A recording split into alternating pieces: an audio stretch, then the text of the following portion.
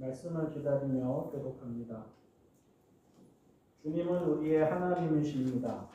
주님의 뜻과 마음을 우리가 깨닫게 하여 주십시오. 하나님께서 오늘 우리에게 주시는 말씀은 사도행전 9장 13절에서 19절까지의 말씀입니다.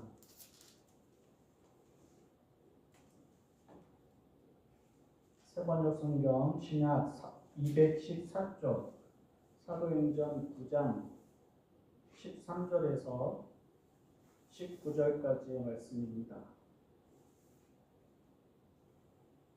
아나니아가 대답하였다. 주님, 그가 예루살렘에서 주님의 성도들에게 얼마나 해를 끼쳤는지를 나는 많은 사람에게서 들었습니다. 그리고 그는 주님의 이름을 부르는 사람들을 잡아갈 권한을 대제사장들에게서 받아가지고 여기에 와 있습니다. 주님께서 그에게 말씀하셨다. 가거라. 그는 내 이름을 이방 사람들과 임금들과 이스라엘 자손들 앞에 가지고 갈 내가 택한 내 그릇이다. 그가 내 이름을 위하여 얼마나 많은 고난을 받아야 할지를 내가 그에게 보여주려고 한다. 그래서 아나니아가 떠나서 그 집에 들어가 사울에게 손을 얹고 형제 사울이여, 그대가 오는 도중에 그대에게 나타나신 주 예수께서 나를 보내셨소. 그것은 그대가 시력을 회복하고 성령으로 충만하게 되도록 하시려는 것이요 하고 말하였다. 곧 사울의 눈에서 비늘 같은 것이 떨어져 나가고 그는 시력을 회복하였다. 그리고 그는 일어나서 세례를 받고 음식을 먹고 힘을 얻었다. 사울은 며칠 동안 다마스쿠스에 있는 제자들과 함께 지냈다. 아멘.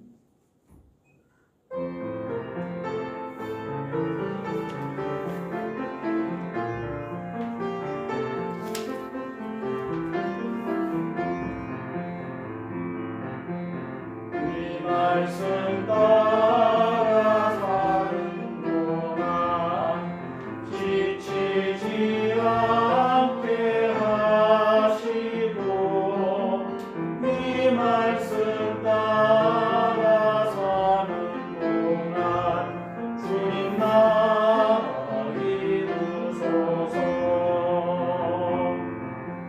이 말씀 따라 사는 동안 지치지 않게 하시고 이 말씀 따라 사는 동안 주님 나라 이루소서.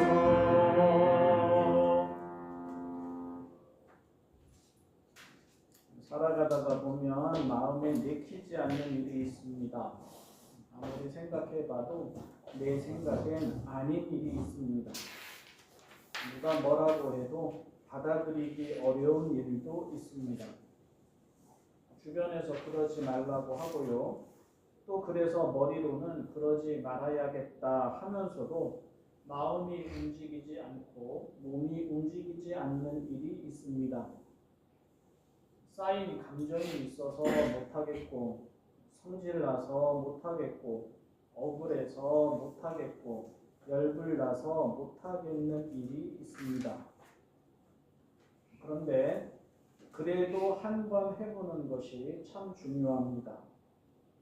그런데도 내 생각 내려놓고, 내 감정 내려놓고, 내 의지 내려놓고, 아닌 것 같은 그 일을, 내키지 않는 그 일을 한번 해보는 것이 참 중요합니다.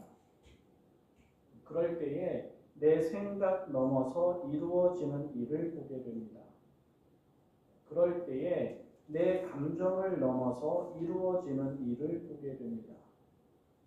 그럴 때에 내 의지와 계산과 외모와 행위를 넘어서 이루어지는 일을 보게 됩니다.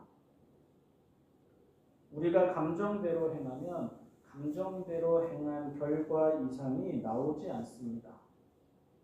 우리가 의지대로 행하면 의지대로 행한 결과 이상이 나오지 않습니다. 내가 행한 대로만 딱 거둔다면 딱 그만큼의 인생 이상이 나오지 않습니다.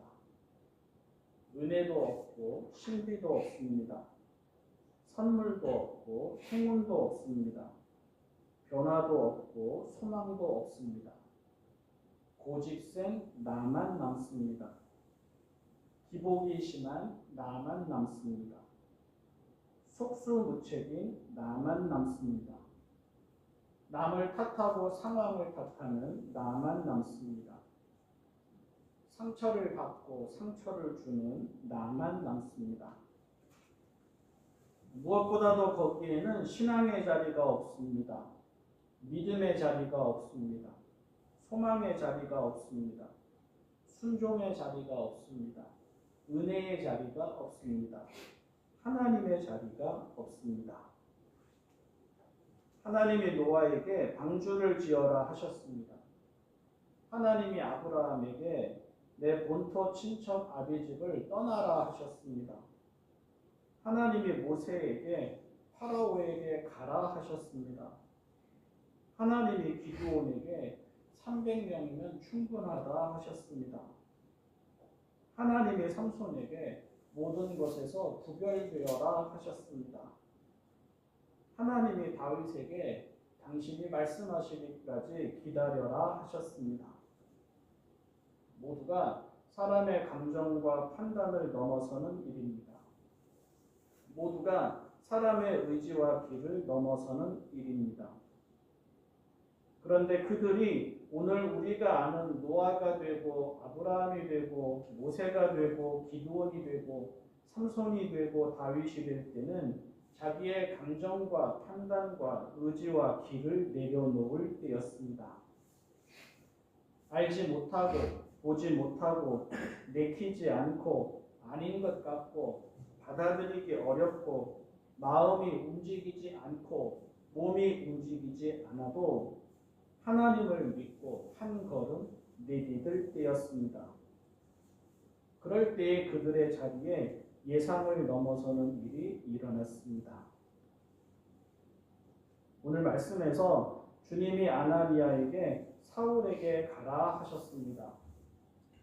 가서 험한 꼴을 당하더라도 예언자의 심정으로 그를 꾸짖어라 하시면 그래도 갈 수 있습니다.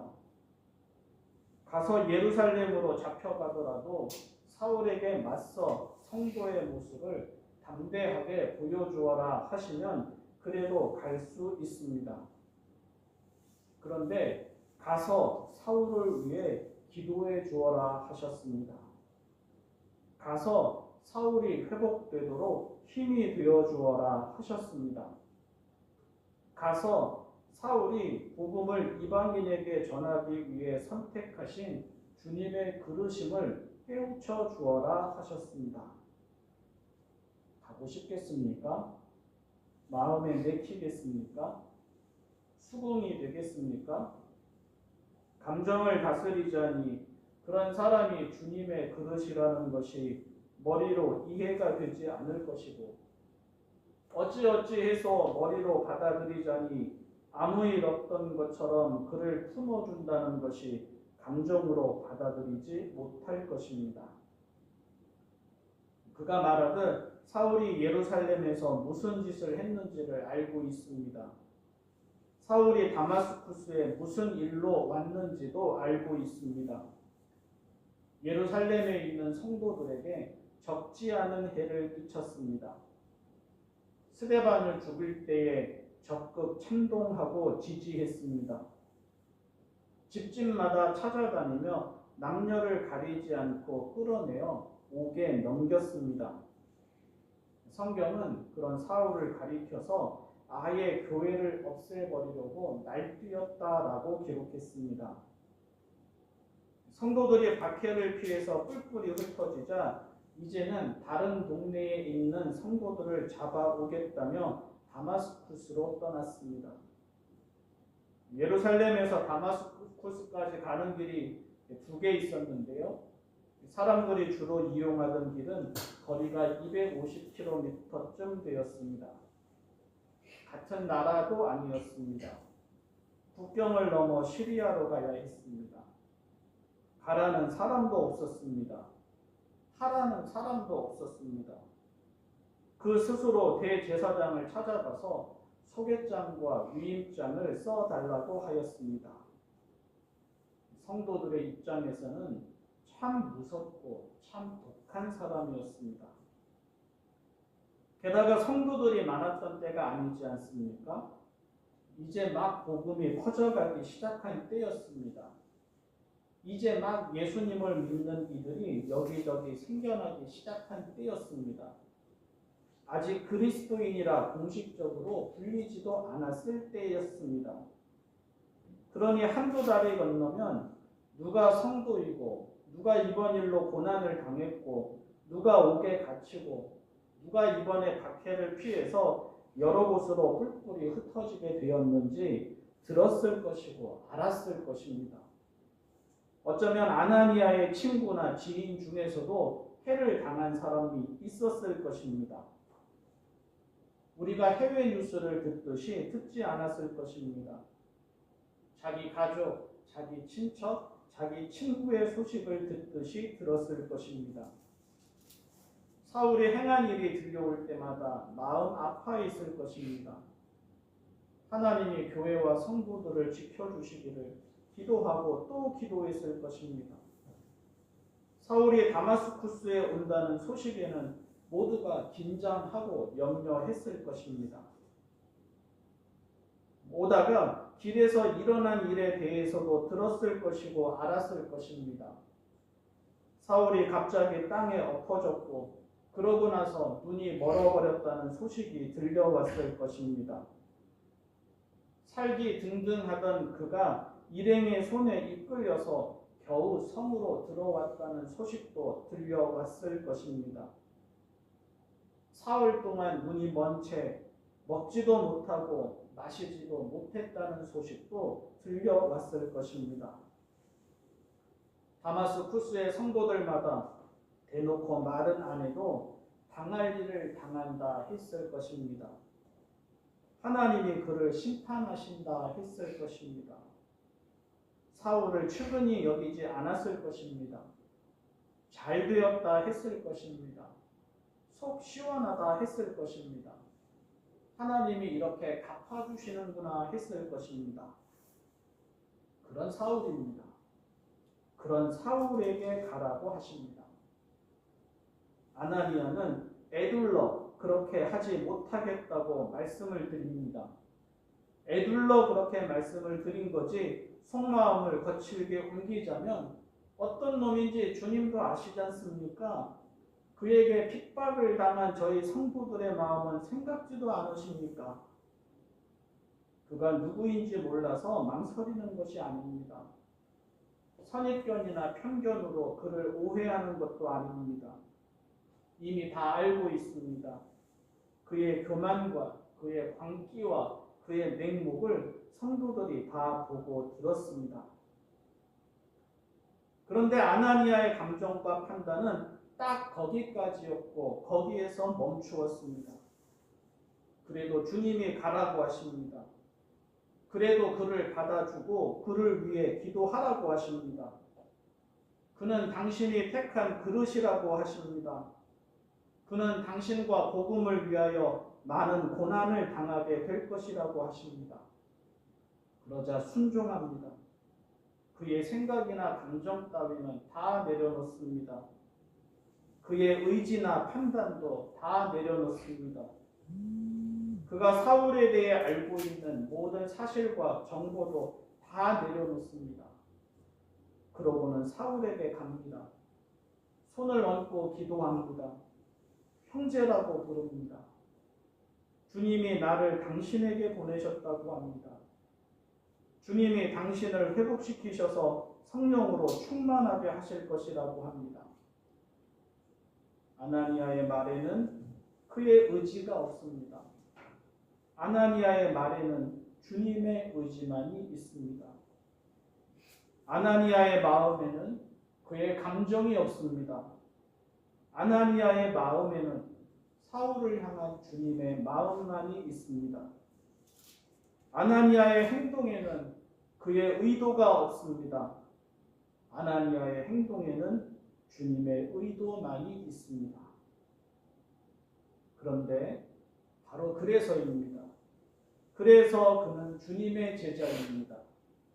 그래서 그는 주님의 사람입니다. 그리고 그래서 그는 그의 뜻대로 열리는 세상이 아니라 주님의 뜻대로 열리는 세상을 보게 됩니다. 그의 감정과 판단대로 이루어지는 결과가 아니라 주님의 말씀과 주님의 마음과 주님의 의지대로 이루어지는 결과를 보게 됩니다. 그의 일이 아니라 주님의 일이 이루어집니다. 그가 아는 대로 되지 않고 주님이 아시는 대로 됩니다. 그 무섭고 독한 사울이 새 사람이 됩니다. 그 무섭고 독한 사울이 다마스쿠스 성도들의 형제가 됩니다. 그 무섭고 독한 사울이 주님의 사도가 됩니다. 사울은 다시 보게 됩니다. 그런데 알아야 합니다. 아나니아도 다시 보게 됩니다. 사울은 다시 힘을 얻습니다. 그런데 아나니아도 이 일을 통해서 새로운 힘을 얻습니다. 사울에게는 새로운 세상이 열립니다. 그런데 알아야 합니다. 아나니아에게도 새로운 세상이 열립니다. 사울은 사울대로 은혜를 받습니다. 아나니아는 아나니아대로 은혜를 받습니다. 사울은 사울대로 많이 배우고 깨닫습니다. 아나니아는 아나니아대로 많이 배우고 깨닫습니다. 사랑하는 성도 여러분, 자신의 감정과 판단대로 살아가면 자신의 감정과 판단을 넘어서는 일이 일어나지 않습니다. 자신의 뜻과 의지가 전부라면 그 뜻과 의지를 넘어서는 일도 일어나지 않습니다. 주님의 뜻은 자신의 감정과 판단을 내려놓을 때 이루어집니다. 주님의 일하심도 자신의 뜻과 의지를 내려놓을 때 나타납니다. 마음에 내키지 않아도 믿고 순종할 때 하나님의 은혜가 나타납니다. 다 알지 못해도 내어 맡기며 한 걸음 나아갈 때 약속하신 대로 이루어집니다. 자신의 감정과 판단으로 살아갈 때는 주님도 보이지 않고 주님의 일하심도 나타나지 않습니다. 자신을 내려놓고 믿음으로 순종할 때 우리가 살아가는 그 자리에서 주님이 주님이심이 드러나고 주님의 은혜와 일하심이 나타납니다. 성경이 그렇게 되어 있지 않습니까? 아브라함에게 이루어진 일은 아브라함의 감정과 판단과 뜻과 의지와 행위의 결과가 아니라 그 모든 것을 내려놓고 하나님을 믿고 한 걸음 한 걸음 나아갈 때 이루어진 일이지 않습니까? 야곱에게 이루어진 일도 야곱의 꾀와 속임수와 욕심을 비롯한 그의 감정과 판단과 뜻과 의지의 결과가 아니지 않습니까?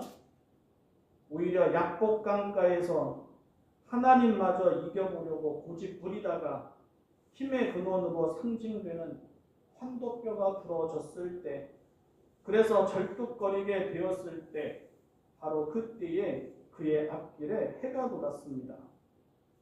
기가 막힌 역설입니다.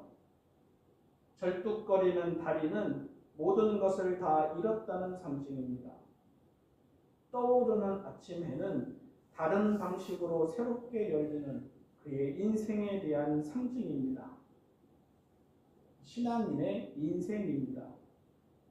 자신을 내려놓고 믿음으로 인내하고, 자신을 내려놓고 믿음으로 기도하고, 자신을 내려놓고 믿음으로 감사하고, 자신을 내려놓고 믿음으로 사랑하고, 자신을 내려놓고 믿음으로 겸손하고, 자신을 내려놓고 믿음으로 헌신하고, 내가 판단하지 않고 하나님의 판단을 기다리며 믿음으로 소망을 가질 때 내가 계획한 인생이 아닌 하나님이 예비하신 인생이 되는 것입니다.